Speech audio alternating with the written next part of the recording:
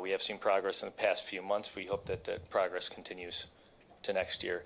Detectives have been doing a phenomenal job. As you can see, again, for last year, they far exceeded the national average of clearance rate. This year, we're up to about 66% and headed in the right direction with more majority, actually, of the murders in prosecutorial review. So I'm sure we'll end the year even higher, much higher than the national average. The officers on the street still doing an excellent job proactively recovering 487 illegally possessed weapons year to date to this point. Aggravated assaults in the city are down from last year, but still above the 3-year to date average. Auto thefts, as you can see, have really skyrocketed this year, and that's a conversation we've had. We've talked about the Kia and Hyundai problem. We were at a high of an average of 4 attempts or thefts of those vehicles every day in the city. Fortunately, we've seen it drop drastically. We're down to about an average of 1 a day. Burglaries are down citywide, as you can see, not only compared to 2021, but come far below the average of the previous 3 years. If you do take a look at the publicly available data that I referenced when I started this, you'll see we've made some enhancements to it. You can see year-to-date comparisons now, and as well, you'll still have access to the same raw data, so you can create your own comparisons as well.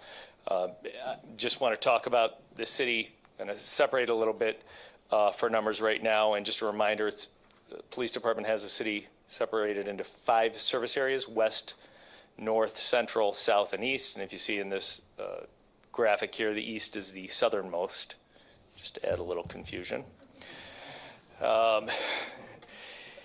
Crime by service area, as I mentioned, aggravated assaults are actually down across the city. Unfortunately, you'll see that's not citywide. You see an increase of 25% in the east service area. Auto theft is elevated across the entire city, as I mentioned.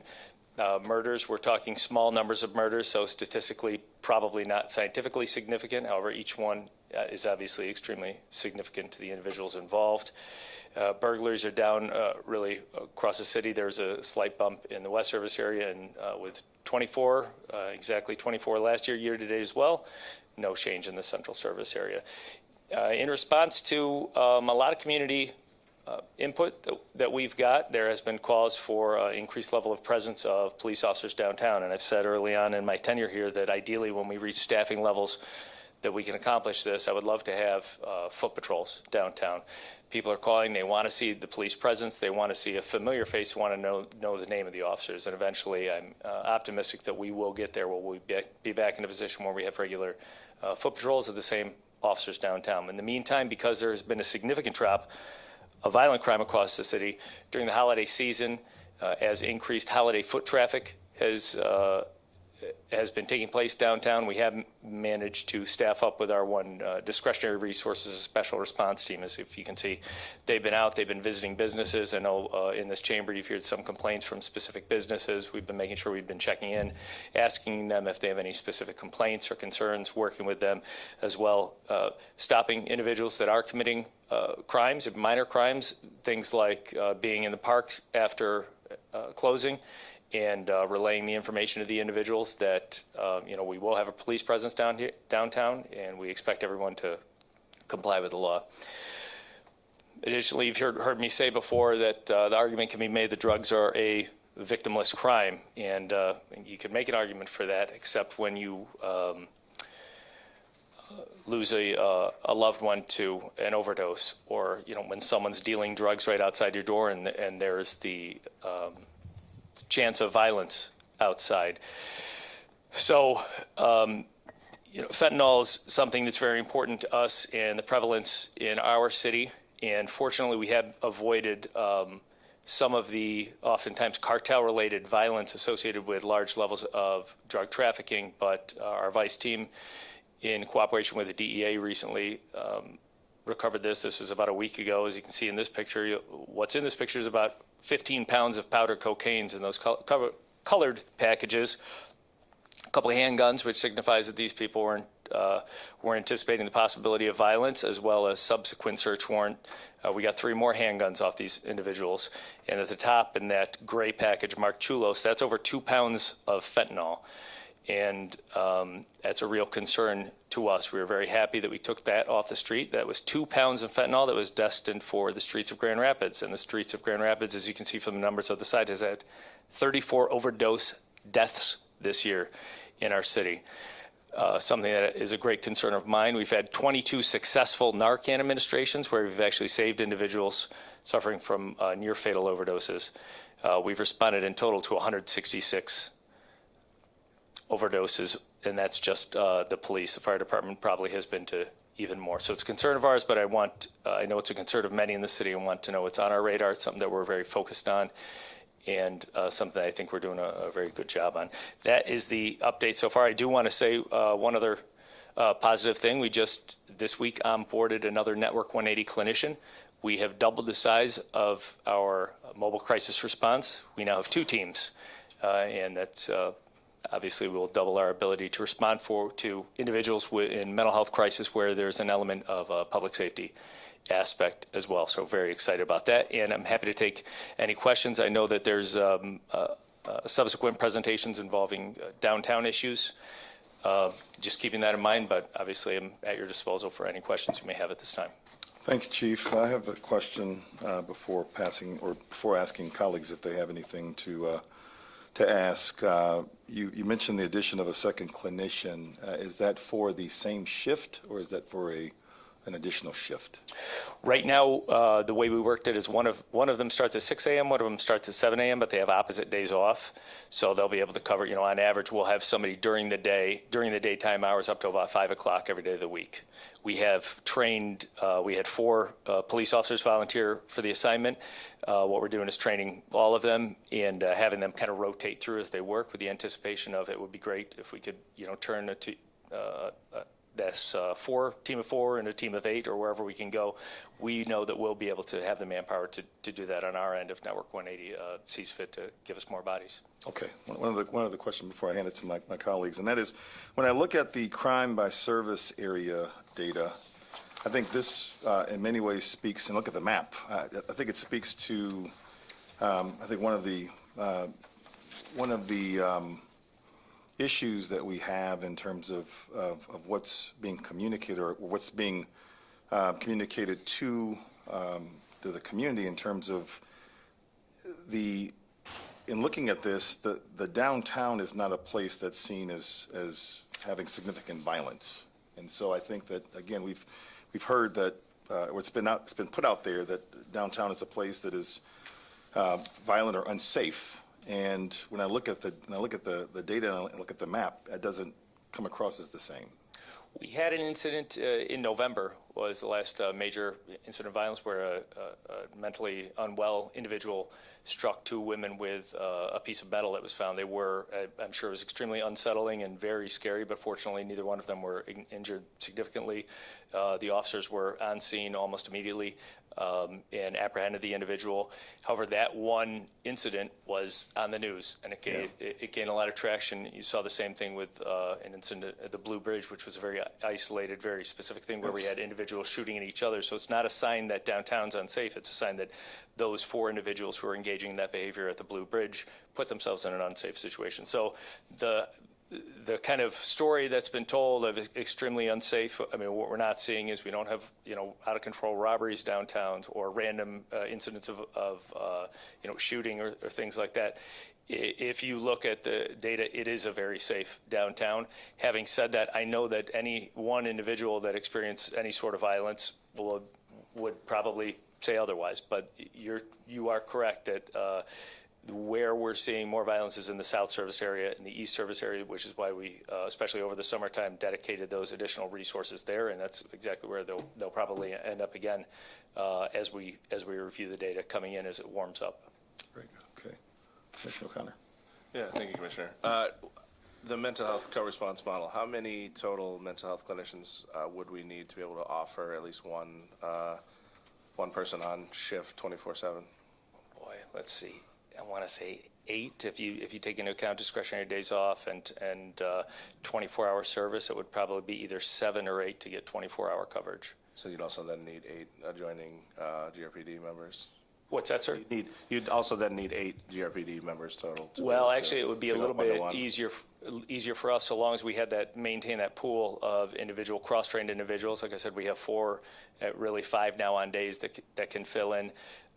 Even if we could train up that amount of people and discretionarily throughout the shift determine who's working. There's 3 individuals that are trained. We have 1 clinician, and we'll pair it up. So we would love to have those extra bodies, but it's to the point, Network 180, they really came through for us. They stood up. They said, here's another clinician. We said, we'll worry about our staffing on our end. We'll make sure there's somebody there for them. Perfect. Yeah, I just, I know that isn't snap your fingers, that happens tomorrow, but I'm just, it's good to have goals. So what's the, we've got to know what we're trying to hit, so. Well, I've said before, it would be great to have that 24/7 coverage. However, the full-time day coverage is definitely a huge step in the right direction. Even if we could just get coverage from 5 a.m. in the morning till midnight or something like that, that would, yeah. Perfect. Thank you, Chief. Thank you, sir. Colleagues? Question. Yes, Commissioner. Thank you, Chief, for this report. I have 3 questions, if you don't mind answering. One is that you mentioned about foot patrol. You said you're going to put something in place where you can have foot patrol downtown in the downtown area. I would like you to also think about foot patrol in all of our wards, especially in the wards that are heavily filled with crime. Like I said last week, our entire city is important, not just the downtown area, but our residents and neighborhoods as well. I want to make sure that if we're going to do that, let's do it for the whole entire city. The other thing, too, is that there were 21 homicides, and I'm glad to know that 13 of them were closed. But can you tell me how many of them were in our 3rd ward? That's important to me to know how many homicides we had in our 3rd ward, and if those homicides were due to domestic violence or drugs. We didn't have a terribly high significant amount of drug-related murders this year. We did have a handful of domestic-related murders, and then we had, unfortunately, I would say probably half of our murders were those sort of murders which don't make sense to those of us sitting here. It's the sort of thing where someone insulted someone else on social media, some sort of petty disagreement or a heat of a moment argument where 2 individuals happen to be in the same place at the same time, both armed with handguns, and a fight ensued. I don't have the statistics for the 3rd ward. I know we broke them down by service area. I know that's not a perfect semblance, but I know that statistically the 3rd ward does see a far greater share of gun violence than the rest of the city. Yeah, and that's the reason why I ask. And that I would like to know if it's possible if we could look at something that tells us why the 3rd ward has such high violence, which I have an understanding as to why it does, but I also have an idea as to what we can do to curb that violence, which I will share with my city manager and my mayor as well. But I think that when it comes to those foot patrols, for me, that's important. It used to be in some cities you got precincts. We don't have precincts in Grand Rapids. Not precincts in terms of police precincts, but we do have voting precincts. But if we're going to do foot patrol, then I would like to have foot patrol done in the entire city of Grand Rapids in those areas that are within our wards that are high crime. Mr. Chair. And perhaps, Commissioner, I was being a little bit lazy in my description because my vision is the same, especially with those officers that have that face-to-face interaction with the individuals. I think just because this is more vertical area of the city here where you can walk, a few blocks and see most of the area, I might be hesitating in negative 15-degree weather to say get out on the street and walk, a few miles to these officers. But I do want them to have in every ward that same relationship with the community. And I think we've made significant improvements with our DICE program where the officers have been having meeting after meeting and face-to-face contact with the individuals. So we're headed in that direction, and I know we are making progress. We just graduated 8 recruits 2 days ago. I'm sorry, it was on Friday. They started yesterday. So as well as 2 lateral transfers. So we're filling the vacancies at a slightly higher rate than attrition, which means we're making progress, and I think we'll continue to see progress. And the more officers that we have, the more time that they can spend doing the things that I want to see them do and you want to see them do. Yeah, not all of the people in Grand Rapids are against the Grand Rapids PD. We believe in public safety, and a lot of people in the 3rd ward really believe that they need the officers to do their jobs effectively. So we kind of want to make it very clear, at least, I'm speaking of more this year for the new year coming. I'm probably going to be a tyrant in 23. But the key thing is I'm going to make sure that we do have a safe city, but there are some things that I think we need to really think about doing for public safety to make sure that the community is aware of what's going to take place with police officers being in foot patrol. Yes, sir. Okay. City Manager. Thank you, Mr. Chair. I just wanted to, in addition to what the chief said, agree that the data-informed community engagement effort is one that we specifically started in the Third Ward because it was the highest episode of gun violence, and also remind this body and the public that the Cure Violence Initiative that we have deployed in partnership with the Urban League and the Office of Oversight and Public Accountability is piloted specifically in the Third Ward, where we have violence interrupters who are on the streets. They're not uniformed with police officers, but they are specifically targeting the places of high crime within the Third Ward and working with community members to disrupt those patterns of violence. Very good. Colleagues, anyone else for the dais? Please. Just a quick question. I know this is over your head, but, over your pay grade. But this business with this fentanyl and what a plague that is, it seems to me that if you catch somebody that's dealing fentanyl, and we know fentanyl kills, why can't that lead to a murder conviction? Well, there is a specific charge for if an individual does die of an overdose, and we can trace back where that dealer came from. There's an enhanced charge of something other than just sales. It's delivery causing death or something to that extent. And it is a charge that my vice team does pursue and has been successful in obtaining. So we are all for that. It's a real concern to us. It seems that that's worthy of public notice. Agreed, sir. Thank you. Thank you. Very good. Yes, please. Mr. Lim. Chief, just curious about the auto thefts. Are most of those vehicles being recovered? Are they being chopped up, sold? Like, what's the story behind that a little bit? I appreciate that question. So if we were having this conversation 10 or 15 years ago, the answer would probably be chopped up, sold, this is for profit. But in this particular year or so, this trend of stealing Hyundais and Kias has turned into a TikTok game where the goal is not profit. Now, oftentimes these vehicles are used in other, sometimes violent crimes. We've actually had murders in these stolen vehicles around Kent County this year. We've had some robberies, but by and large, the vehicles are stolen to be used to make social media posts of kids driving on lawns, et cetera. Mostly the age group's about 13 to 16 years old for most of the offenders. And then, as you said, a lot of times, to be honest, we will find them when they run out of gas. That's when we get them. So just to clear, these aren't necessarily violent offenders that are doing this. This is maybe just kids. Right. Well, that's correct. And a lot of time it is kids, and it's kid stuff, and they're being silly. However, they're taking oftentimes, the transportation of a single mom of how she's getting to her job. So I don't want to minimize that. And as well, like I said, they have been used in murders. It's a very easy vehicle to steal if you're doing something other than, like it's a game to a lot of these kids. But if you have in your heart the desire to do some more heinous crime and you need a getaway vehicle, it's very easy to steal one of these. And so we have seen them used in extremely violent crimes as well. Just wanted to commend you all based upon all the work that you all have done throughout the course of this past year. I mean, nearly 500 guns that have been taken off the streets, 487 in that capacity, and then the 22 lives that were saved. Truly grateful for that endeavor, and we are truly excited about what the SRT continues to do. And so thanks to all aspects that continue to work together with the community partnerships as well. Thank you very much, Reverend Doctor. I appreciate that. Any others? Okay. Thank you very much, Chief. Thank you, Chair. Our next item on the agenda is a discussion of options to improve public health and safety downtown and in neighborhoods. And I'll turn to City Manager Washington to open things up.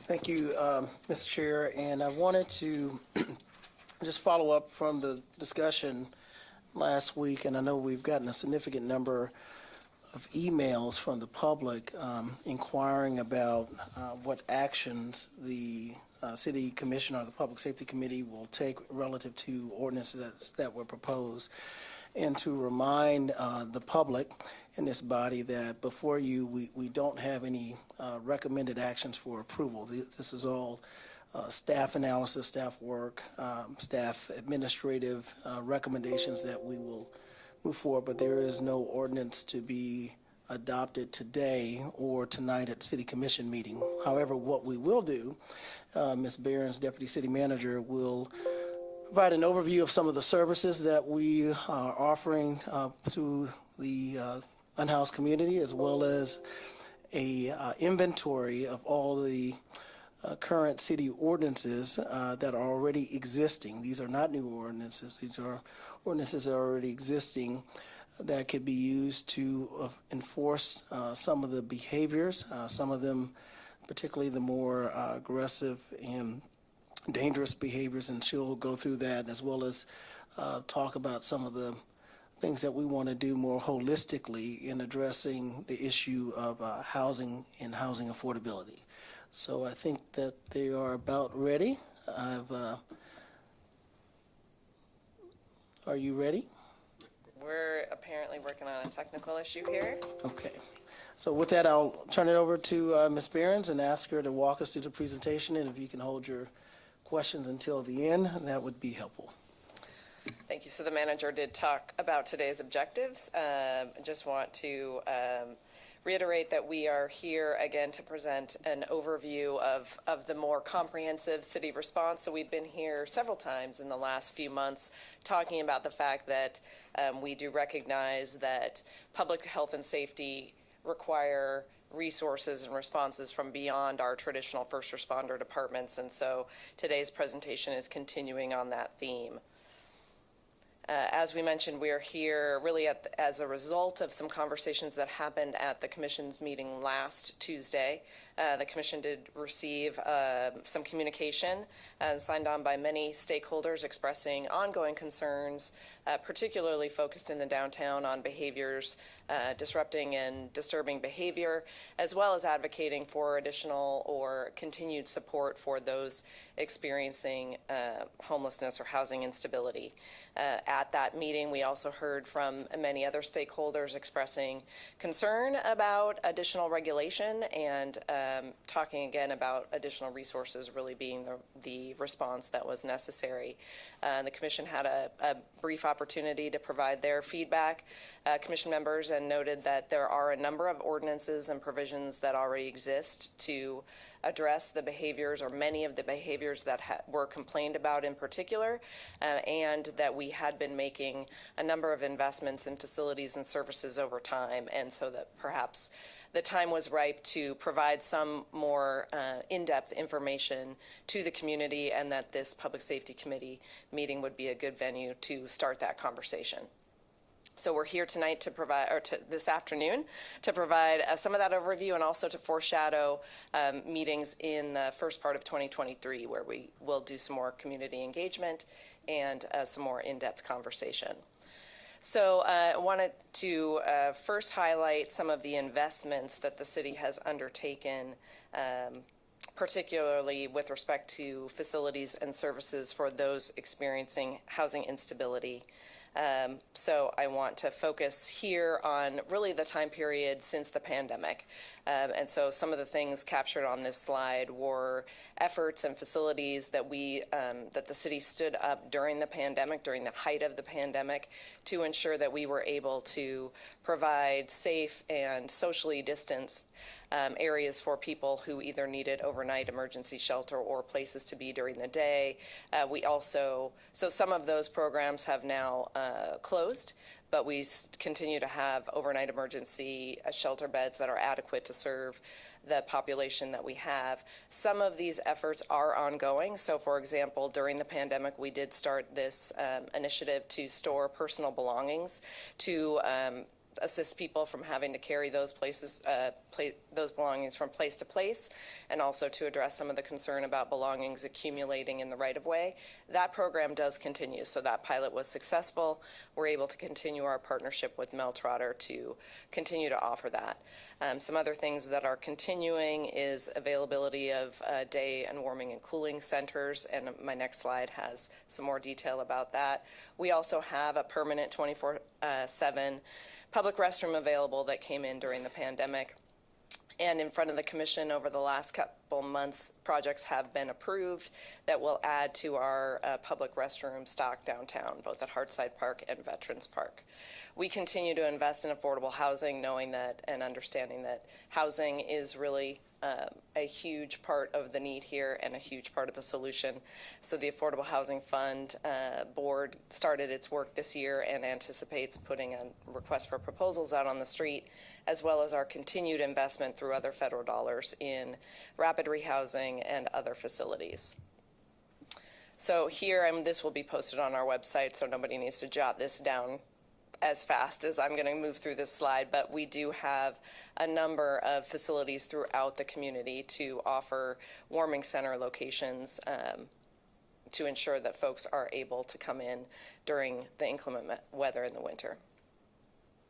We also invest in services. So again, this body has gotten a number of presentations over the last several months about our various co-response models. And you heard a little bit today from the chief about expanding some of those services. So our homeless outreach team was expanded in 2021 and continues to really be that bridge between people living unhoused and unsheltered and a variety of services and service providers. So continuing to make a lot of contacts. You see some data there on the screen, and continuing to be kind of a first response that is trained to deal with some of the challenges that we may be seeing. Mental health crisis is a reason for many of the calls to GRPD, and is implicated in another 30% of calls that GRPD is called to. And so the HOT team can be a bridge to more appropriate services being provided and trying to intervene some of those situations. And they receive trauma-informed care training and implicit bias training and a number of other trainings to help them be positioned to provide that service. You've heard in the last month or two some very specific information about our mobile crisis response and partnership with Network 180 and the substantial impact they are making there, again, to getting people into the right sort of supportive service where otherwise they may be seen in the justice system. We also invest with a number of community partners on services, stability services, and outreach services. You can see the significant investment there at the bottom of the screen, but again, focused on, you'll see the substantial amount of our investment there on homelessness prevention, emergency shelter, rapid rehousing, rental assistance, all those sorts of stability services to make homelessness rare and brief, and hopefully one time, and we continue to build out those services with our partners. We also invest in enforcement, so there continue to be behaviors that are criminal or require a response and follow-up and disruption of that behavior, and we continue to invest in those things. So before turning over to Chief Winstrom in a moment with some more details on particular ordinances that are available to us, I did want to reiterate some of the other non-GRPD investments we've made, and we have presented again to this body and the commission in the past these similar sorts of resources we have brought to bear against violent crime. So over the summer, we talked a little bit about parks and the MLK area and how we were partnering across a number of departments to disrupt violent crime. We have talked about that in the downtown in the past, and we have highlighted some of these other programs. So I will just touch on them very quickly, but we do continue to partner and use some city resources to enhance private security. So that's been used both in parks and in some of our downtown areas in partnership with DGRI, just having some additional trained people out and about that can help enhance that feeling of safety. The chief has presented in the past about his program, Data Informed Community Engagement, and that is, again, a sort of comprehensive and partnering, relationship building effort with the community to talk about safety and public safety and what leads to feelings of safety and actual safety and how we all have a role in that. And there have been initiatives, not only MLK area and Burton Heights area, but we highlighted a pilot initiative in the Hartside neighborhood that was quite successful earlier in the summer. We have talked a little bit before also about redeployment of officers. So the HOT officer, GRPD officers assigned to HOT are now under the command of the downtown or central area captain, and that has led to some more adaptable day of ability to target that resource where it needs to be. We also have talked about, and the chief has talked about, redeployment of SRT downtown to allow more on the ground and timely response to some things that we're seeing there. We've talked about mobile camera trailers in the past, something we haven't highlighted in detail, but we do take a look at the environmental components that lead to safety and feelings of safety. So that's called SEPTED. And if I had to spell out that acronym right now, I probably would fail. But we have both SEPTED expertise within our police department that we have brought to bear. They have done reviews in areas. We have partnered to make changes that come out of that analysis. We also have a SEPTED ordinance that we apply to particular types of businesses in the city. That enforcement is now underway. We had gone to more of an educational and a supportive role during the pandemic because things were challenging for lots of businesses during the pandemic. But we are now back into education and enforcement of ensuring that those SEPTED rules are followed for those businesses. And so with that, I'm going to turn it over to the chief briefly to go over some, in more specific, some of the ordinances that we do have that address some of the behaviors we have been hearing more complaints about, and then I'll be back to wrap it up. As Ms. Barron said, during the last commission meeting, there was a lot of talk about what other ordinance are there to address illegal behavior downtown. And we do have a municipal code which addresses things like littering, trespassing, blocking sidewalks, public urination, other disruptive behavior, and we do empower our officers to address it by warning, by issuing tickets, or by arrests, and we have been doing that. I will say you'll notice that there's a crossed out one on here. There's actually a few crossed out, and I've said it before, but the Constitution for us at the Grand Rapids Police Department is not an impediment. It's the explicit direction on how to do our job. And so when we do review some of these older ordinances and we see that they're not in line with either the due process provided by the 14th Amendment, such as the willfully annoy another person, I would be in jail with my wife for that one if that was actually enforceable. But and then like utter profane language, there are circumstances in which swearing is illegal, but in general, it's not something that we can simply arrest someone for just because they happen to be swearing in public. So when Chief, just before Yes, sir. you go on, because I don't want us to rush this, because I don't want to come back here to this committee and talk about these ordinances again. If you could just go back to the first list and let's go through them seriatim, as painful as it may be, so that there's an appropriate public understanding of what the current ordinances are and take us through them. And I'm sure this committee will be patient to hear it. We're not in a hurry, so if you I could. won't keep you too long there. So assault and battery is illegal both at the city level and the state level. Molest another person in this manner. Molest means something other than a sexual nature.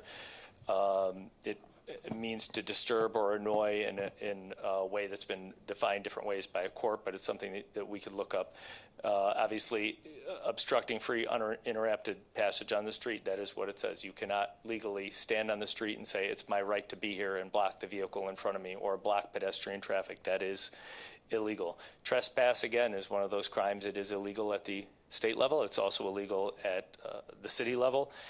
And there's more definitions. The prowling of premises would be something that would also fall into various definitions of trespass. Add would lurk, lie in wait, or concealed, which also could be indicative of an attempt to commit another crime. And an attempt to commit a crime is also illegal based on which crime we're discussing. Damage to city property, damage to any property, defacing property, graffiti, etc., is illegal by city ordinance. Theft, take or remove any property not your own, and fraud, as well as even disconnecting on, sort of malicious behavior, unplugging someone else's cable or unplugging property, lights that are plugged in downtown, Christmas lights and things like that. Again, defacing property, illegal at the state and city level. Defecating and urinating in a place that's not a designated restroom facility is illegal. being in a state of public intoxication, I'll say a little bit more of this, in a way that makes you a danger to the safety of another person is illegal, as well as being in such a state that's causing a public disturbance. Now, it used to be illegal simply to be high. Since marijuana is now legal, it is not illegal to be high on marijuana in public at this time. Peeping into windows is illegal, as well as indecent exposure is illegal at the city level. Loitering at past time when you're asked to leave is another form of trespass, but it's specifically addressed here. And this is very broad, but creating a disturbance, getting in a fight in a public place. A quarrel would be simply an argument, but to reach the point where you would be arrested for a quarrel, it would have to get to the point where it's disturbing others. I did mention that uttering profane language in itself is not necessarily illegal in a situation where it was so disturbing or so offensive that it was bothering other individuals to the point it could reach the criminal level. We have other ordinances in the city. As you can see, the International Fire Code, which we've adopted through city ordinance. You cannot block ingress and egress places. It is dangerous and it is illegal. Accumulating, there's code enforcement. Some of these are enforced by code enforcement. You could go through litter accumulation on street, alley, or property. Generally, it would be code enforcement that enforce those against the property owner. Parks and Recreation has policies which are enforceable, including being in the park after hours, having a fire in the park, alcoholic beverage in the park, camping in the park. There are other city ordinances outside of those, such as simply depositing litter on the street. That's enforceable by both code enforcement and the Grand Rapids Police Department. Littering the park, the same way. And I don't have this one memorized. Interior personal property, placing your own public property on the public right-of-way for over 24 hours, I believe it is, for storage, is both code enforcement problem and illegal.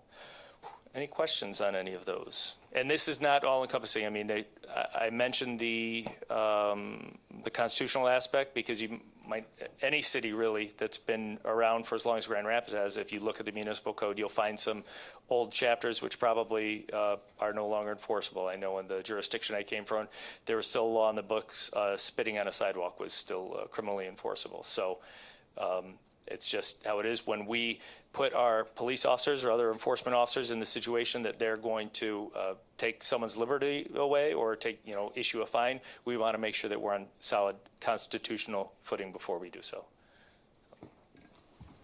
I'll either take questions or turn it over to I think we have a couple more slides and then we'll pause for questions. I didn't think you were going to cover chapter 25 and 41 and 151, but good job. I know, right? I thought Ms. I Barron paid was him going to extra to cover do that. that part. Right. So next step. So we have outlined all of these tools available to us to address some of these behaviors. The city manager is directing the appropriate departments that were summarized in the prior slides to respond to, de-escalate, and remedy violations of these codes and ordinances and enforce where there's a threat to public health and safety. I do want to highlight here, so we talked at a high level about the kinds of behaviors that are prohibited by those provisions. I do want to highlight here that simply sitting or lying on a public right-of-way, as long as others can still pass through the sidewalk, can still drive down the street, is not something that is illegal or prohibited. So sitting and lying, as long as people can still otherwise traverse the rights of way, is permitted. And panhandling, aggressive panhandling, where it doesn't rise to the level of threatening or otherwise molesting or harassing that the chief outlined, also not covered by current ordinances. And so part of the conversation we're starting today and looking ahead a little bit is with focused enforcement, with deliberate and intentional action in all of these fronts.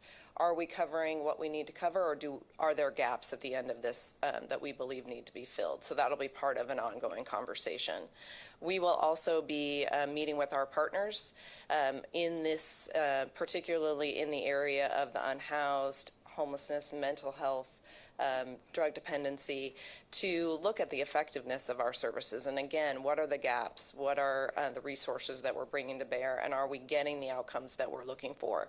There are a number of initiatives in this region, in this community, that are looking at the same thing. And so we are going to be doing our assessment and having those hard conversations and involving the Public Safety Committee at certain points to engage the public on those conversations. We will also be doing some public education. So we just provided some very high flyover information, a lot of legalese. We will be putting out some public information for, here's what I'm seeing, who should I call, and what should I expect to happen. Some of the ordinances and statutes that we've talked about are enforced by police. They're obviously available by 911 24/7. Others are, you saw the fire marshal has a role, not a 24/7 response line. So we are going to be putting out some public information about what to expect, who to call, and what to expect to happen after you make that call. Again, I've talked a little bit about what we'll be doing looking ahead, but we do expect to come to the City Commission early at their first January meeting to give that overview of what are the initiatives underway that are designed to improve our system's response, particularly for housing instability. Where do those initiatives sit right now? How are we in the public engaging in those? And where do we need to go next? That should set the stage for more in-depth engagement with this committee and with the public. And we expect that to start later in January. We're also going to continue to do some internal review and some looking at other resources that we may be able to tap into. So one of the things we didn't talk a lot about today, but we do have resources that are available and we have used in the downtown to clean up rights of way and sidewalks where we see accumulation of property and litter. We pick that up. If it's abandoned property, we store it for an appropriate amount of time. If it's trash, we dispose of it. We're able to do that with some city resources. The DGRI has an ambassador program, and they are able to do that in the downtown. We're going to be exploring ways that maybe we can have an ambassador-like program in some of our other business corridors. We're going to be working with MDOT. We see, again, litter and property accumulating under and within the state-controlled rights-of-way, and are there ways we can partner to get quicker response and cleanup in those areas? We're also going to be continuing to engage our service providers to figure out how we can best engage and make sure that we are meeting community expectations in terms of responding to these issues. And I mentioned already our continued investment in housing. So those are some things that we'll continue to work on. And with that, we are here to answer questions. There's staff in the audience to answer questions as well. Thank you, Ms. Behrens. Before I turn to my colleagues, I have a few questions. This first one is for Chief Winstrom. Chief, you alluded to a number of the existing ordinances, and what I've heard in conversation, was not able to attend the meeting on last week. I was able to listen to the meeting, the recorded version, and heard from a number of folks, obviously, who were there at the meeting, as well as I've had some ongoing conversations with residents and business owners, not just downtown, but throughout the city. And it keeps on coming back to the issue of enforcement. And I know that we are operating now, under the budgeted amount of officers. And I know, in fact, there was, correct me if I'm wrong, the passing last year of the COPS grant that was specifically for officers for downtown, correct? And so I know that that's kind of still in the process as well. And so in my conversations with business owners and residents and such throughout the city and downtown, their communication to me is that a call will be made to 911, and that the response quite often is that, there's not an opportunity to get there based on the level of the offense, coupled with the fact that there just aren't folks available, there aren't any officers available. So the question I have is, why are we not considering what's being offered by other law enforcement departments within our area to assist, since we are currently, at a place right now in terms of not having the adequate, or as you, because we're not fully staffed with GRPD, why are we not considering taking up help from the likes of the Kent County Sheriff's Department, which has offered to come alongside and assist as we are dealing with this shortage. We have a great relationship with the Sheriff's Department. They're extremely helpful and have been helpful since my time here. And over the summer, when we really had a spike in crime, June and July, we saw 11 murders, and we saw our highest level of violence downtown. That's when we had 4 individuals shot on Pearl Street, and that's when this subject first came out. And the sheriff was approached, and she said, "I just don't have the staff to help." And that's what my response would have been, too, if she had asked me for outside. We were just all short across the city. Now that crime has subsided throughout the other side of the city, really mostly because of the weather. I know that the sheriff has more capacity to do so, but we have more capacity to do so also, and that's why we've been able to dedicate more resources downtown, sort of in the slow areas. If this leads us to a place where, if I'm surprised by some sort of staffing challenge that I didn't see, and we're having this conversation again in April, May, June, when it warms up, I certainly would embrace any help from anyone that wants to come and provide more assistance. But keep in mind that when we do ask for an outside law enforcement agency to come in, that's a law enforcement agency, and I have the utmost respect for Kent County Sheriff, but that's an agency that operates under their rules, their use of force policy, their training, their standards, and I want to be responsible for the law enforcement in the city of Grand Rapids, and I have the utmost faith in my police department to do the right thing at all times, and I have a lot of faith in our partners, but I know that I want to be able to say that the Grand Rapids Police Department is providing that top-level gold standard of policing, and I can't guarantee that from anyone else.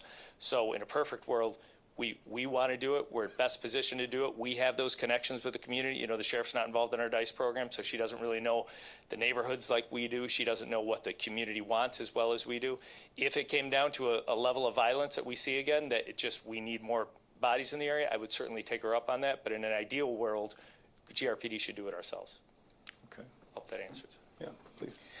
Commissioner, I just want to go back to the earlier CLOP grant for clarification. I know that initially when there was a discussion of leveraging private funding for the COPS grant, it was to utilize those resources within the boundaries of downtown because some of that was going to be used by the DID, but I think the city commission approved general fund funding for it, and so those cops, those officers are not restricted to just being downtown. It's wherever the chief would see to deploy them. Okay.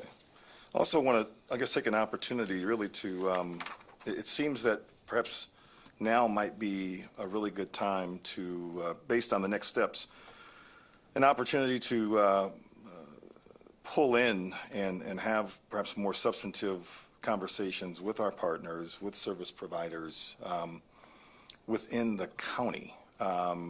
It seems that there's the opportunity to, the opportunity is there where we have Kent County talking more and more about and investing in affordable housing. And when if we look at this issue, from more of a complete angle, it's not just about certain aspects of those who are unhoused. It's how can we provide the wraparound that will perhaps get them to a place where they aren't unhoused. They have options around housing, they have options around opportunities, and perhaps now might be the time to pull together somebody, some small committee that could really hone in and focus on some solutions in the next 30 to 60 days. And I put that out there, obviously, for you, City Manager, for the mayor and my colleagues who will be here on next year.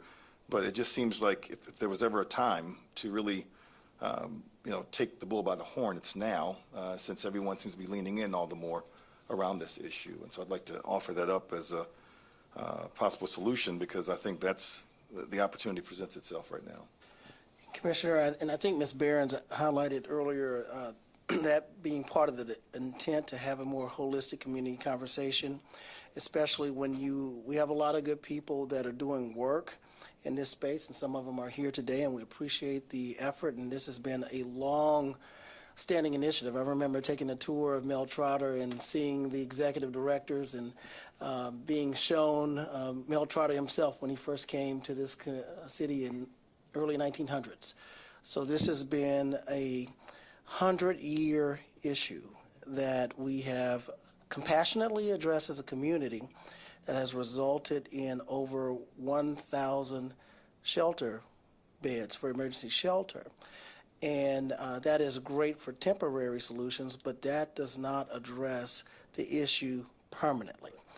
And we have to now have that conversation. And I know a lot of people have been having it. We have, as you mentioned, and the effort that's happening with the county now with the revolving loan fund. We have the Housing Stability Alliance. We have the Continuum of Care. We have the Essential Needs Task Force. We have Housing Camp. There are so many people that are doing good work, but I think it's time for us to sit back and really evaluate the outcomes and determine our plan moving forward. And I think that was a vision for Housing Kent. But I do think it's time to have these conversations publicly, where all those who are concerned about it can hear the plans for this community moving forward. So I agree with you. And looking forward to those conversations. Thank you, City Manager. Colleagues? Yeah. Go ahead. Thank you, Chief, for the explanation of going over, not explanation, but reading the existing ordinance. I'm glad you went through them line by line. I want to make it very clear that these ordinances are for the citizens of Grand Rapids and those that come into Grand Rapids. I want to make sure that we understand this ordinance is not just set for a particular group of people, but it's for the entire community. So I wanted to make that clear, because I know with the homeless situation that we have, a lot of people are focusing on criminalizing the homeless. But there are times when we have people who aren't homeless who vandalize stuff in the city of Grand Rapids.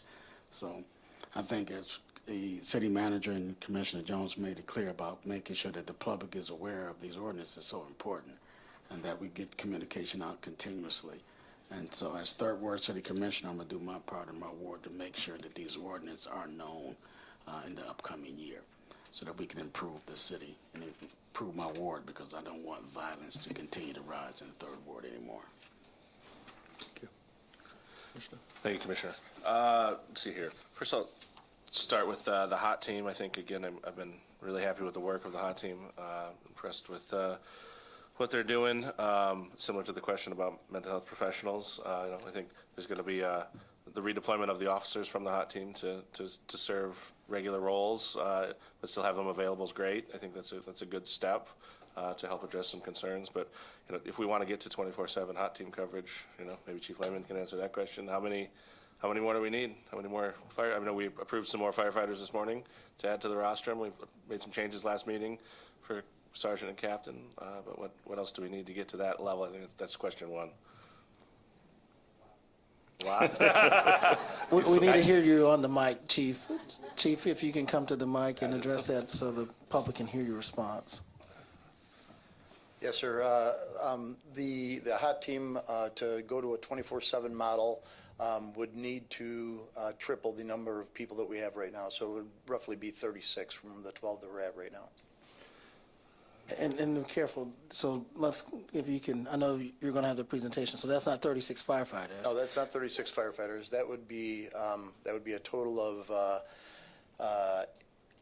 9 firefighters. It would be, as the team exists right now, it would be a total of 12 police officers, and it would be a total of 15 associates from Network 180. Yeah. Thank you, sir. My next question for the chief. So as it relates to the offenses, and thank you for going through these and explaining some of these, and I'm glad to see some the incorporation of the fire code stuff and the building code stuff and the park stuff. And I think those are other important things. But as it exists in your mind, what are the gaps in ordinance that exist that are maybe preventing your officers from enforcing some? Are there bad activities that aren't enforceable given current ordinance? Maybe that's. I'll tell you the activity that is most brought to my attention is the high-profile things like the individual with a piece of rebar that was a mentally unwell individual. Those are the big things. Second to that would be individuals who are sleeping in places that, such as in front of a doorway or something like that. And that's where it gets to the point where a lot of times they'll call 911 and expect a police officer to come, and we'll look at the situation. Another good example is storing personal items on the sidewalk. If it doesn't obstruct the passage of an ADA compliant wheelchair, it's not something that the police department can do. So a lot of people have an idea that if I call the police, they'll take care of this, and then when we do show up, they're extremely disappointed that we're not going to address something that's not there. Having said that, yeah, it's a very political question, and I work for. Yeah, so it's, I mean, the benefit of being the police is we don't write the law, we enforce the law. There's just three aspects of my job, and that's me motivating the police officers to do the right thing, and what are the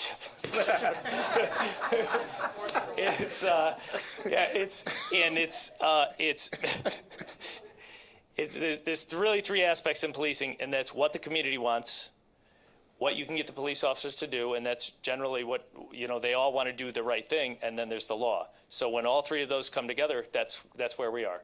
And that's every single day, that's what we look for. And so if there's that law piece and the community piece, I don't have control over that. I can just tell the police officers, these are our marching orders, this is what we're doing for the good of the city, and we'll get it done. I want to just clarify, and the chief answered it well. It is not the police department's role to determine policy. That is the role of the governing body, the elected officials, based on the will of the constituents that they represent. And the department will faithfully execute whatever policy is in place. And then what I do expect the departments to use is discretion. And not every law should be enforced with the same type of diligence. I mean, particularly, we don't expect there to be over-criminalization for minor offenses. And I think that was the practice during 2020, when there was a lot of de-escalation during the pandemic, a lot of understanding. And I think now that we are post-pandemic and people don't have to have social distance as much, and we do have adequate shelter space, what I think some of the members of the community want to know, what is the will of our leadership moving forward, and the police department will help to enforce that. And I think the expectation, though, is if there are laws that are on the books or that are written in ordinance, and these are violent offenses, people are expecting police response to either prevent or to deter those things from happening. And Chief, don't feel bad. CPTED, said earlier, is crime prevention through environmental design. Show off. Yep, any other questions? Thank you, Chief. That's a good answer. Appreciate that. Again, I guess my last is just a comment generally, and I'm glad to see this on here, and I think I've been beating this drum at least internally with some of my colleagues and the city manager. I want to see some more investment from the city on some things around cleanliness in terms of our neighborhoods. We have to give people an opportunity to make the right decision, and so it's really hard to make the right decision with what to do with your trash if you don't have a trash can to throw it in. It's really hard to expect people to be clean if we're not giving an opportunity for them to do that. And there is some level of enforcement on the back end. There's clearly a law in the books that says you shouldn't litter, but if there's not a trash can for you to throw your trash in, or there's not a bathroom for you to use, it's really difficult for you to make the right decision for yourself. And so I'm hopeful and want to see the city and our partners figure out how to improve outcomes in some of those spaces, whether that's more public trash cans and private trash cans, more public restrooms and private restrooms. I think those are all things that we need to invest in. And I also am really glad to see this conversation that we need to have with MDOT. I see Mr. Jordan sitting in the back there. It's really easy to cite someone for having a bunch of trash in their private residence, but can we hold MDOT to that same standard, that if you have a mattress out in front of your highway off-ramp, they should be required to pick that up too, even if they didn't put it there. So I hope we can find a way to help create some, off-ramps are the first place a lot of people come when they visit Grand Rapids and see our city, and it's not super welcoming to a downtown, a neighborhood, a business district if it's just a wasteland for misfit toys. We'll certainly follow up on those cleanliness issues, and I already see our friends from the media already emailing MDOT asking them the very questions that you just posed. if that's what it takes, City Manager. Colleagues down to my left, anybody? Yes, please, Chris. I was really happy to see all the services that are already being offered. I don't think that most of the community really understands the depth of what is being done right now, and certainly, we've all talked that more can be done, and we would like more to be done, and we would like to come up with solutions. I understand that. I know a number of people that will try to take matters in their own hands, and they'll go down and bring coats, and they'll get boots, and offer to take some of our unhoused people for lunch. And I think I just wish there was like a coordinated one place that people could go to, that they could call and say, I would like to do this, and I would like to help these people in this area. They don't understand what's being done right now, and I guess what I'm trying to say is I think that this needs to be communicated a little bit better, and even if there is something on the city website that it says all of this under a heading of unhoused, what we do for the unhoused population or something like that, services offered to the unhoused population, that would be really helpful. And where can you go if you'd like to help? So that's my only comment. Thank you. That's great feedback. Thank you much. Please, Mr. Lim. First questions are for Ms. Behrens. Curious, the report you offered cites what city investments are since 2020. And just curious what it has looked like prior to that, and if most of these investments have come out of federal relief dollars for pandemic, or if they're coming out of general fund dollars. Where's the money coming from for these investments? Going back prior to 2020, I'll have to do more research and get back to you on that. That we were focused on that snapshot, trying to turn this around relatively quickly. Many of the things that we did during the pandemic were federal relief dollars. So some of the things that we started and have now stopped were federal relief dollars. We are finding money in our budget, or the commission, I should say, is finding money in the budget to continue some of the things that were particularly successful. So the storage program, for example, and some of the other ongoing support services that we have done that you see, the rapid rehousing. Those are the level of investment that I've cited there. I'd have to go back to see what they were pre-2020, but rapid rehousing, emergency shelter, those are things that we have historically funded, again, largely through federal dollars like CDBG and other sources. We can give you a better accounting, but. Yes, a comment. In our research, 79% of the general fund goes towards police, fire, fiscal services, tax collection. So there's not a lot left for things like affordable housing in terms of discretionary dollars for the city. We have $5 million in ARPA funds for affordable housing, but yet we haven't seen a concerted investment from the city historically in addressing this crisis. This predates 2020, and I just want to bring that to the public attention, that we have not seen the kind of necessary investments in this segment of our community from the city of Grand Rapids, and that's a failure on our part. And to take then and move towards even considering ordinances that would further penalize those community members, I think is an outrage.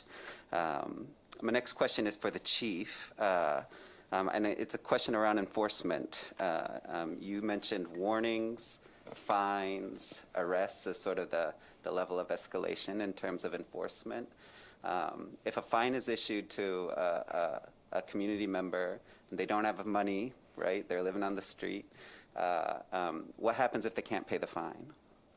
I've never gone through the system here, but previous jurisdiction I worked, and that would be an issue for the administrative law judge to work through. And if you can actually show that you don't have that income, then the fine would be either just thrown out or be turned into a day of community service or something other than that. And if they don't show for community service? I think we should defer to our city attorney that even will better. be able to help us. Right, so it's the judge's decision, so it's gonna depend what they want to do. From my experience, most times they waive it because they know they have the inability to pay. And if they don't pay, there's that option of either you hold them in contempt, they go to jail, but most times with especially our unhoused population, that doesn't happen Most times. most right? times. There's always the opportunity that they do go to jail. Yeah, absolute. I won't speak in absolute because every judge is different and they get to choose what they want to do. Mr. Chair, if I could, I think we're well sensitive to making sure, again, I mentioned earlier that we don't utilize enforcement to solve homelessness, because that's not going to solve the problem. And in the instances where there are ordinances that are enforced, I do think it behooves us to work even closer with the courts and the judge to make sure that there are restorative practices, diversionary practices that would lead to good outcomes, that doesn't create more systematic problems. I do want to also respond to the earlier comment about the investments that were outlined earlier by Ms. Behrens, and I think every community during the pandemic received an infusion of federal funds to address the unhoused community and housing, because it's a national crisis, particularly in mid-sized and large urban communities. And so we are definitely going to leverage those resources, and I think sustainability is a big concern, and so there's some urgency to make sure that the programs that we have put in place, the ones that are effective, that we're able to evaluate and identify ways to sustain them moving forward. And so those are things that we will be looking at moving forward, working with the commission as a whole as we go through future budget processes. With all due respect, City Manager, I think your comment about not enforcement not being the solution to homelessness is spot on. Yet that is exactly what's being proposed in the ordinances that's put forward by the chamber, right? So I just want to be clear that when we're saying that that should not be the solution, this is exactly what's being put forward in front of this body that's required to make these decisions. And that's what I wanted to communicate to the public in this moment, that we're not, yes, that might be the sentiment in this body, but that's not the sentiment that's being pushed from the chamber and Mr. Lunger and his colleagues. Mr. Chair, if I could clarify. So what you heard today was the staff's briefing about steps moving forward, and the staff did not recommend any of the ordinances regarding panhandling or sitting and lying in public spaces. We presented to you a very holistic, comprehensive approach that that we're bringing forward to this body, and will be not for approval, but for information, and we'll be implementing. I truly do appreciate the efforts that appear to be before us in terms of trying to expand the HOT team. I think that's very important in that capacity, and I think it's important that we examine the course of the quality of life of all individuals across the city of Grand Rapids, and it is imperative that we recognize that we're all one crisis away from being on the other side.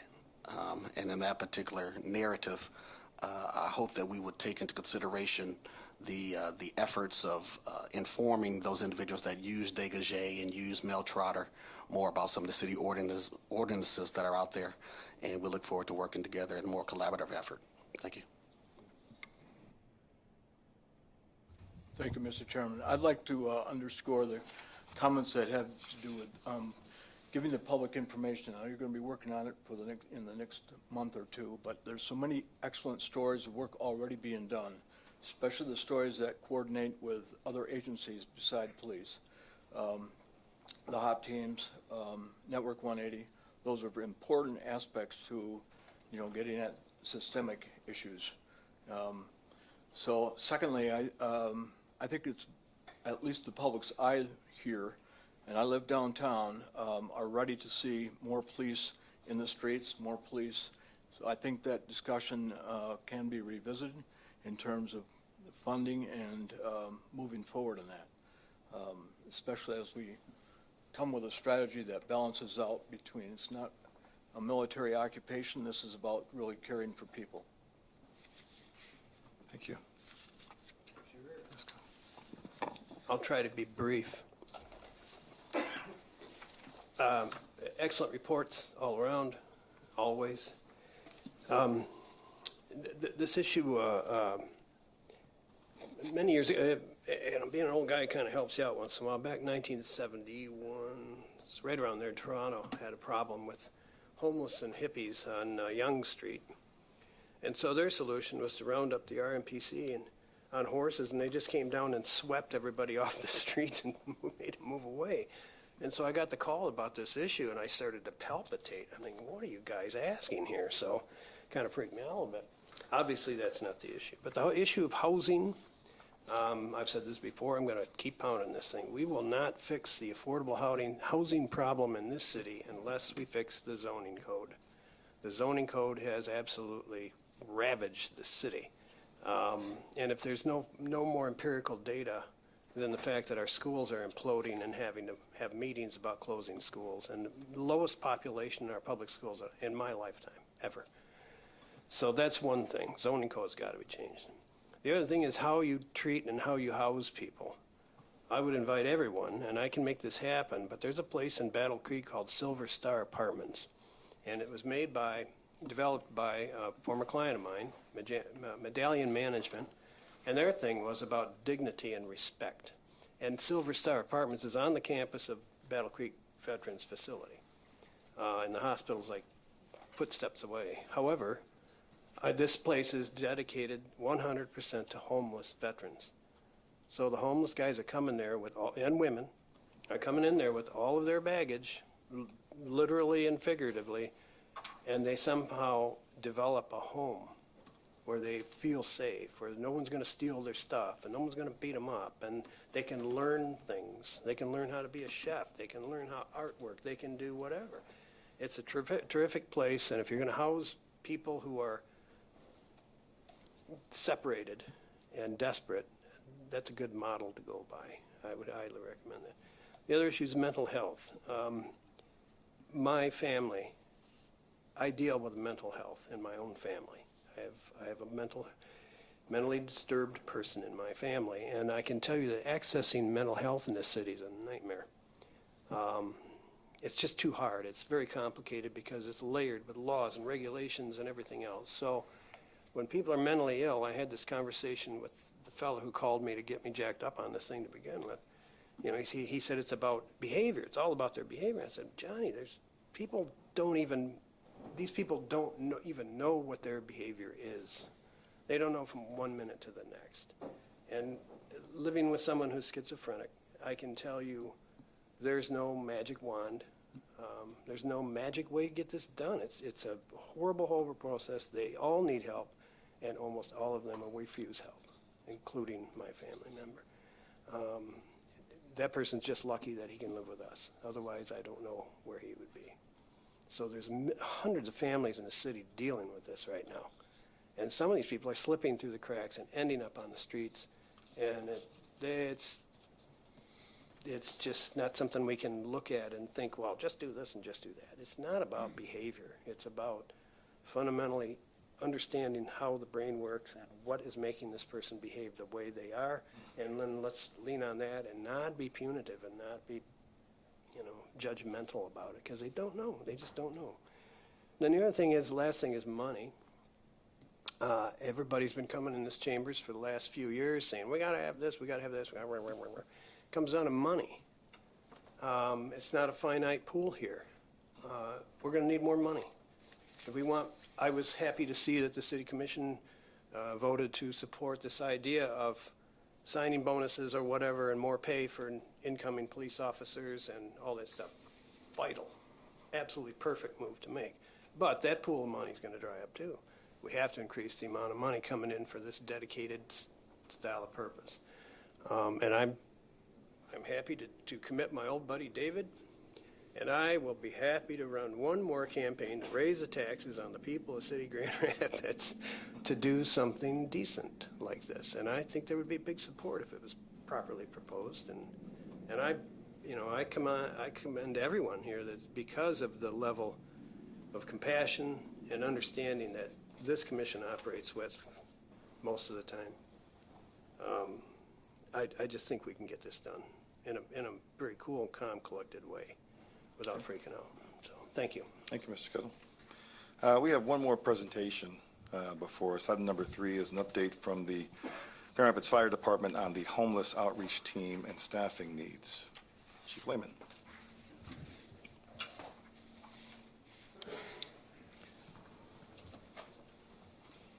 Thank you, ladies and gentlemen of the Public Safety Committee. I'd like to speak to you about the homeless outreach team. We established in 2020, and during the height of the pandemic, out of the necessity for us to be able to make sure that there was safe things happening in the community, while the outreach teams were not out there doing that kind of work, we found the need that we needed to have a presence out there to make sure that we were addressing some educational needs of the unhoused when it came to masking and mask mandates, and that kind of morphed into the existing team that we have here today, which I'd like to tell you has changed a lot. The nature of our mission has evolved a lot. The outreach team is comprised of 3 different entities. There are 3 firefighters that are currently assigned to the team. There are 4 police officers that are currently assigned to the team. However, those, as you've heard before, those police hot members are cross-staffing downtown service district positions as needed. Network 180 represents the team with 5 personnel, mental health recovery coaches, substance abuse coaches, as well as some behavioral mental health specialists that are able to refer people that they encounter in the field onto increased service levels. The hot team has service hours Monday through Saturday from 6 a.m. to 6 p.m. These are some stats that the homeless outreach team has achieved to date. 5,227 total contacts made in outreach. That's over 20 contacts per day. 53 jail and ER diversions, 69 substance abuse. You've got some case management happening there, as well as recovery coaching sessions. So this is a very busy team. This program has morphed and changed over the last 2.5 years since its inception, and to tell you that that it's been a very smooth ride, it absolutely has not. It's been something that has been increased in personnel as a result of the need for covering more shifts out there in the community. We have found that we partner with many different agencies out there, and there's a need for us to coordinate with those agencies and develop relationships with those agencies that can only make that team stronger and better.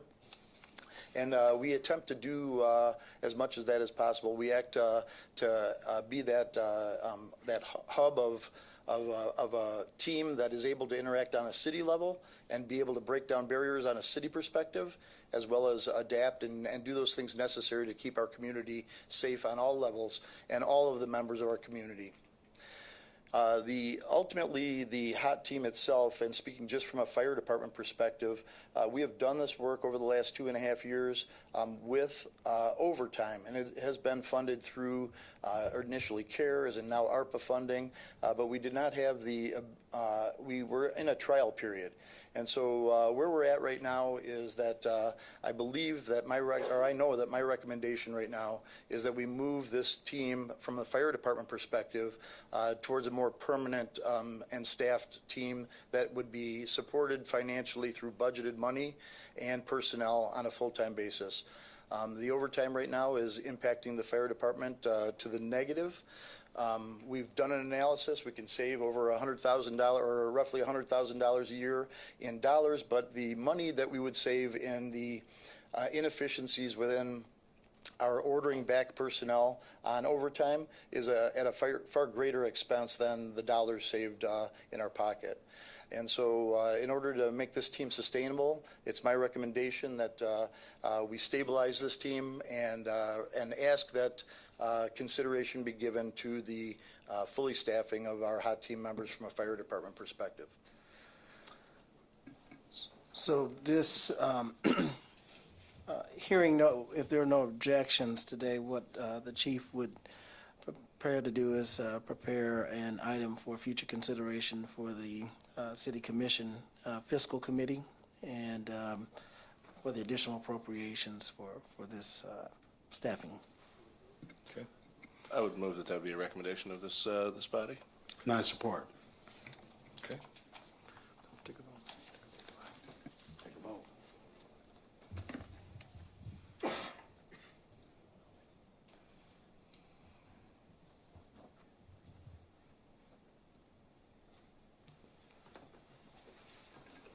Very good, okay. It's been noted, the motion and the support for this to come back to fiscal. So we will have that noted, but also want to take an opportunity right now to also turn to my colleagues to see if they have any questions or comments. Before I do that, though, I would like to suggest perhaps, again, taking the opportunity right now or in the very near future. This, as we know, HOT was established in 2020. And perhaps this is an opportunity to take a deeper dive into the impact or the effectiveness of the HOT model, and wanted to put that out there as something that hopefully will be considered by my colleagues in the future. Because, again, this is I know that we receive on a pretty regular basis the updates in terms of the outreach that is being done by way of the HOT team, but perhaps again now is a good time to take a deeper dive and look into it. So I'll turn now to my colleagues to see if you have any questions. Commissioner, I just want to make a statement to the chief. Thank you for the work that the HOT team has done in the city of Grand Rapids, and thank you for your service as you are preparing to leave us. I hope that we'll find the chief that can fit in your shoes.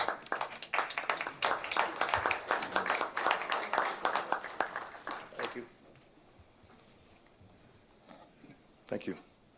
Anything? No. Colleagues to my left? Just as a, Mr. Chair. Yes. I think with the motion and the second, if the vote is completed, we could notate that on the report from the city manager from tonight's meeting. So Okay. I would ask the completion of that item. Okay. Thank you. Call the question, sir. Okay, sure. It's been moved. Yes, this is just for the commissioners to vote. I understand it. It's been a motion that's been made it's been moved and supported to have a request brought forward to fiscal for the request that was made in terms of based on the cost analysis brought to us by Chief Lehman, that again would be brought to the fiscal committee by way of the Public Safety Committee. All in favor signify by saying aye. Aye. Opposed have the same right. Motion carries. Very good. Okay. Thank you for your support. Thank you. Yep. Yes. Any other, but before you go, one second, Chief. Any questions down here? No? Okay. All right. All right. I would like to, before I close out, I would like to provide an opportunity, because this is something that, again, is clearly at top of mind for quite a few folks. And again, especially with the turnout that we have here on this afternoon, I'd like to provide an opportunity for our mayor, if you'd like to please come forward to the microphone if you have any remarks regarding the conversations of today, please.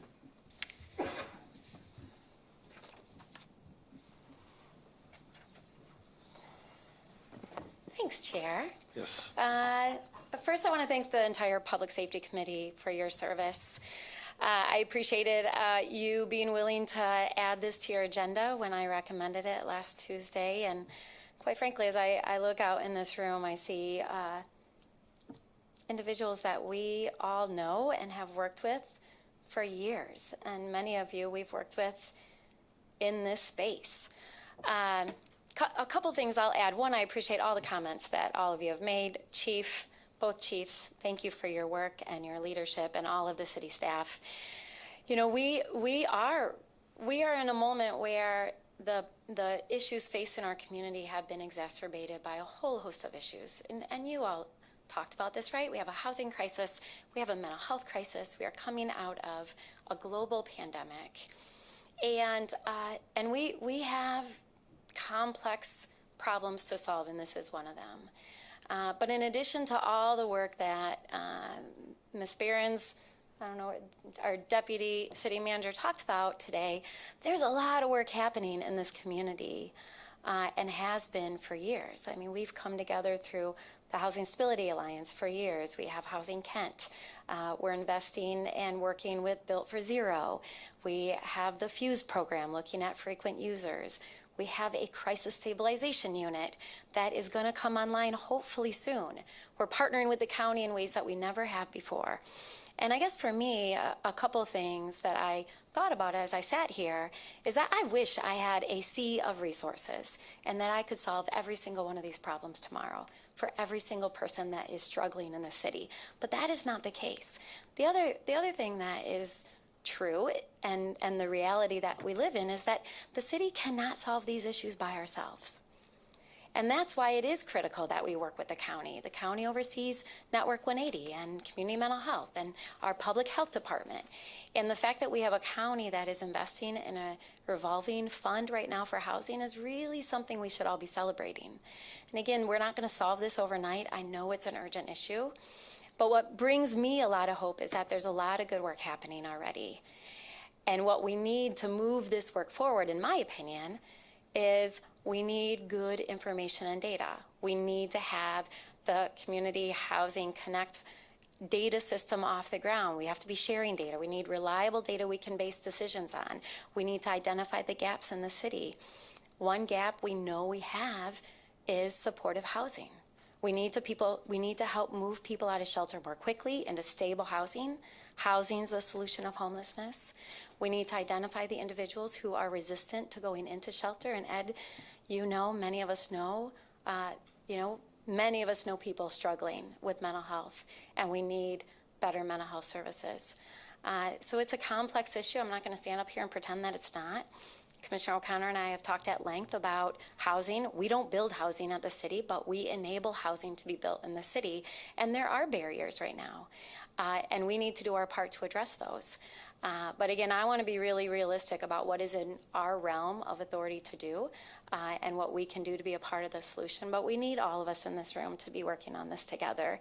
And we really need to come together. And my hope is that from this conversation comes some positive movement forward, that we don't create more divisiveness in our community, but we really identify solutions, shared priorities that we can move forward together. So just thank you, all of you, for your service. Commissioner Jones, thank you for your years of service in this space, on this commission, leading public safety, fighting to invest in cure violence, and all of the other work that you have done around this table. Thank you for that. And then just thank you to everyone in this room. You're here because you love the city. You're here because you care about people. You don't want to see people sleeping outside. None of us do. None of us do. And so that is what gives me hope that we're coming together and we're going to work together to find some solutions. So thank you. Thanks for giving me an opportunity to speak. I usually don't do that at public safety, so thank you, Chair, for allowing me to speak. You're welcome. Thank you, Mayor. Mr. Chair, can I say one more thing before? Please. I want to take an opportunity for us to just give our chair a round of applause for his chairing this committee in this year of 22. He's been a help to me. He's been a mentor. He's been a friend. And I'm going to miss him, but I will be seeing him from time to time. So Thank you. Thank you. Thank you.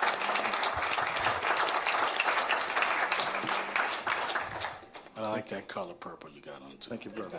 Appreciate it. Thank you. All right, with that, I think we will go ahead and adjourn the meeting. Thank you.